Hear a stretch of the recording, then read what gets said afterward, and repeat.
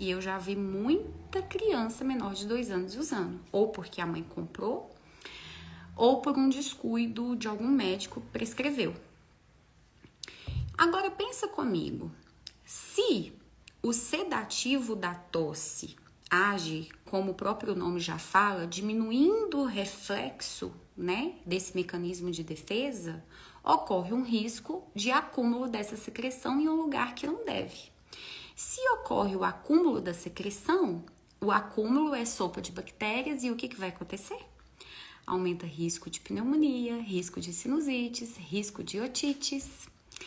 Então, eu preciso ter muita cautela ao eu utilizar essa medicação, porque eu posso piorar.